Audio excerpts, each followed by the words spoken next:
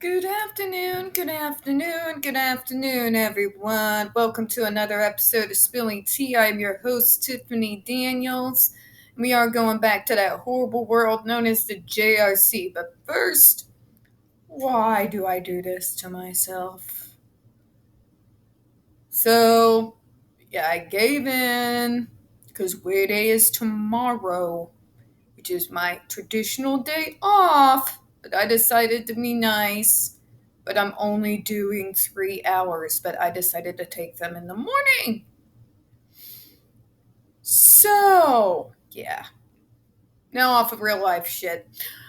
Okay, we're going back to that horrible world known as the JRC, but first, the usual disclaimers. You're going to see the link to this article right there in the description box, alongside the other links to the Stop the Shocks campaign, including Autistic Hoya's massive archive on the subject, the tin plates, and the ever-present self-explanatory change.org Shut the Judge Rotenberg Center Down petition.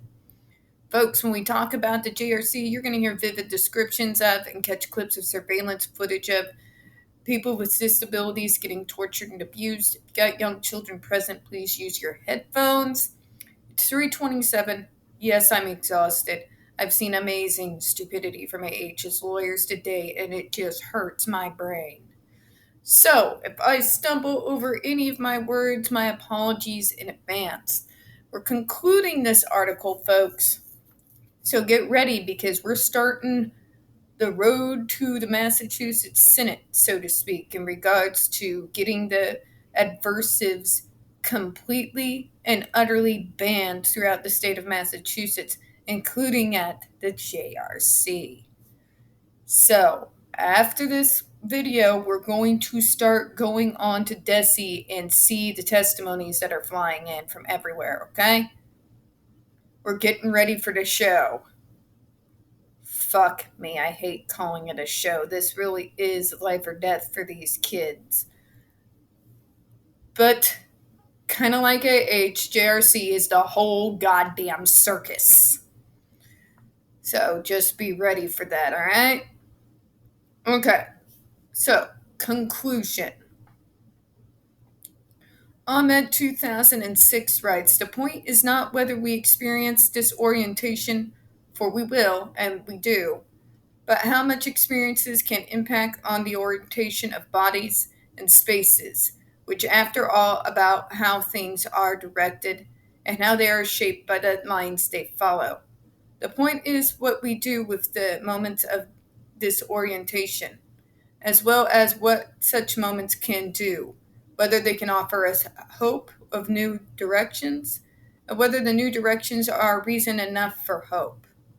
In cases like that of the JRC, where experiences are characterized by extreme violence, exclusion, and control, I think we can ask ourselves what the experience of the hearing about such abuse does disorient us. Are we moved to fight for sites of violence to be dismantled? Fuck yes, I am. Bring them all down. Stop this insanity. For justice, are we moved or perhaps we oriented towards greater access in our communities? Are we oriented towards meaningful allyship to elevate the voices of those marginalized groups at the center of the nexus of violence? If so, and we have seen the knowledge about the abuses at the JRC has inspired great activism within the disability community, notably the work of ADAPT and ASAN to stop the shocks and to shut the Judge Rotenberg Center down. Is this, as Ahmed asks, reason enough for hope? There is certainly reason to feel pride for the work of autistic and disabled activists who have been fighting against the JRC and places and practices like it that abuse, exploit, and attempt to make disabled bodies docile. And folks, the work never runs out. I can tell you that. Unfortunately. But hope for me would require seeing action taken at a wider systematic levels. Thank you. I've been saying it all along, folks. Why are we sending kids here? Why are we not putting money and funds into these minority communities that these bastards prey upon to give them services, offices, doctors, social workers, things that they can have access to without having to subject their child to this extreme and inhumane violence. There's all kinds of elements of racism, homophobia, turfism, all kinds of things. But we'll get to that on another day, probably when we get into the testimonies. Recently, for example, the FDA released a memo stating that they plan to ban the use of electric skin shock. Remember, this is back in 2017, folks. The memo, however, was vague and gave no details about how or when this was to be implemented. That was implemented in 2020. It was then struck down by the DC Circuit Court, and that's why we're on this fucking circus merry-go-round again. Time and again, the JRC has received publicity, public outrage, and outside of the activism community, no tangible efforts on the part of the government or even larger public outcry and demands for non-disabled groups and communities. Thank you! That has been the biggest frustration for me and all of us advocates out there. We are fighting. We are putting our blood, sweat, and tears into this. We want those kids out. We want them safe. And we beg, we plead, we would crawl on the goddamn floor if fucking need be to get this place, get these kids the fuck out of this place. To give JRC the exposure for its crimes that it deserves. And we keep falling on deaf ears and doors shut every single time, but I'm gonna keep knocking until it opens and those kids are safe. Period. Lending to the closure of the center and others like it to Open World, which we'll be diving into that at some point. Private ABA centers, schools, day programs are made.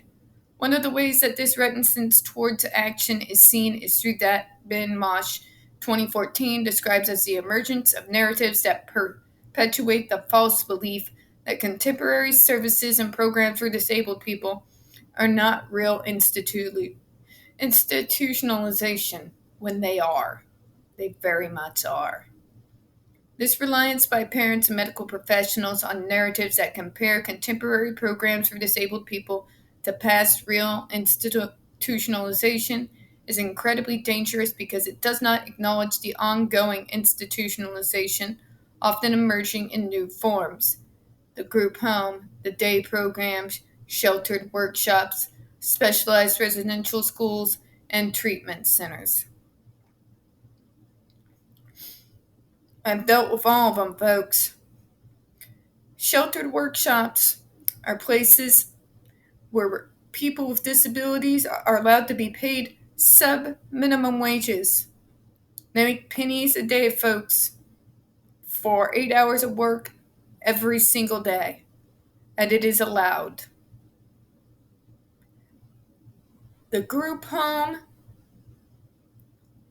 can be one of the most dangerous places for a person with a disability. The group home is a gray area for me because I've seen it work when it's used with person-centered planning. You know what I'm saying? Just saying. Day programs. Oh my God, folks. I've seen some horrific day programs. I was on my second day of the job at the state, and I went to one of these day programs. And God, folks, it was just so bad that I went into the bathroom and I cried for 30 minutes. And it took me that long to force myself back out there and be able to do my job and continue the assessment to make sure their disability rights were being respected. I've seen some things, but moving on. The JRC is an example of this dangerous rhetoric, which is made plain by parent testimonials provided on the JRC website, which claim that the JRC's treatment program has saved their child. who is often an adult from a lifetime of institutionalization. I quote from two particular poignant examples of this rhetoric now. Anonymous parent. If it were not for the JRC, my daughter would either be dead or wasting away in a straitjacket in some urine-soaked back ward of a state institution. Here's the interesting thing. State institutions, by and large, have been shut down one by one by one. There are extremely small amounts of state institutions that are still open right now. So this is a straw man argument that doesn't even really exist anymore. But these folks have been so brainwashed by the JRC and their bullshit. Yeah, you're going to see some interesting things coming up here in May. Some very interesting things indeed. Anonymous parent. If it hadn't been for the JRC, Leon would probably be in a psychiatric hospital drooling over a corner somewhere. This is the image they paint in people's minds about modern medicine, and it's garbage. Medical model has a long way to go. It's full of shit. But at the same time, they have evolved enough to the point that they can say that someone can get treatment within one of these programs with medication and be something other than a drooling idiot. Just saying. Neither parents see the JRC, a residential program where neurodivergent people of all ages live, as a real institution, which is the problem. This belief that the JRC is not institutional is in large part supported by design of the space, which Israel often describes on the school website as beautiful and non-institutional. Beautiful, my ass. That's a fucking crack dream. Of relevance is Blatt's 1974 description of institutions, which Willowbrook has, which we visit in the 1960s. It does not require too imaginative a mind or too sensitive a proboscis to realize that one has stumbled into a dunghill, regardless of how it's camouflaged. Thank you. It is quite irrelevant how well the rest of the institution program is being fulfilled if one is concerned about the part of which it is terrifying. No amount of rationalization can mitigate that. To many of us, it is cruel and inhumane treatment. This account, published 45 years ago, poignantly captures the sentiments felt by those fighting to close the JRC, while also bluntly making plain to the fragility of the arguments and used to rationalize its continued existence by parents and administrators. When the JRC presents itself as a non-institutional treatment option for difficult-to-serve individuals, suggesting programming is fun or enjoyable to inmates, fun my ass. The fact that it continues to use violence, both physical and psychological, to control students reveals the truth. The JRC, like Willowbrook and many other institutions for disabled people that precede it, is cleverly camouflaged and terrifying dunghill. More, the use of staples of the theme park to render students docile when they have every reason the right to protest the abuses they are subjected to is deeply troubling and is reflective of the increasing prevalence of the themed and Disneyland spaces in our culture, extending even into the modern iterations of the institution. Ben Moshe, 2014, made the compelling argument that we do not, in fact, live in a post-institutional era. More's the pity, right? As had been claimed by other historians following the mass closures of the state-run institutions for disabled people in the 1970s and later in the 2000s when we were closing down the rest of them. But rather that we live in an era where institutions have permeated our treatment of disabled persons in seemingly innocuous ways. We now live in an era of what Ben Moshe at 2014 termed different now normative institutionalization. Ben Moshe at 2014 argued, and I feel that the JRC exemplifies this contention, that the closure of larger-scale state-run institution for those with intellectual disabilities or a label of autism is not reflective of a social trend towards greater inclusion, access, and freedom for all disabled persons. particularly for those who are neurodivergent. Rather, the ways we create institutions, often in smaller, cheerfully decorated environments, including group homes, day centers, and special education classrooms and schools, residential treatment programs, and ABA centers for children, has shifted. This has not led to the deinstitutionalization of neurodivergent people, but rather new forms of institutionalization which often appear under the guise of these specialized programs that continue to remove neurodivergent people from their families and communities while advocating disabled people can be remediated and their neurodivergence eliminated or lessened through these non institutional centers, classrooms, homes, and programs. Looking again at Ahmed's 2006 question about the disorientation might be cause for hope. I return to my previous point that we might be able to do with disorientation we feel as learn about the JRC and listen to the testimony of the activists and the survivors. How does this knowledge change us, if it does? And how might we reorient ourselves towards the approaches that seek inclusion, justice, and the new ways of conceptualizing neurodivergence that reject this pathology paradigm currently in use? In the words of the anonymous autistic survivor, they still need to be held accountable for all of it because it went on for a very long time, and I suffered greatly because of it. People need to know these things have happened. Yes! People need to know what's happening there. For the kids' very lives' sake. These things happened. These things were done to me, and I witnessed them done to many others. The question remains, will we listen to the testimony of institutional survivors, examine the history of practices used to segregate and abuse autistic and otherwise neurodivergent people, and use this knowledge to fight for justice alongside disabled people? And that was a brilliant end, folks.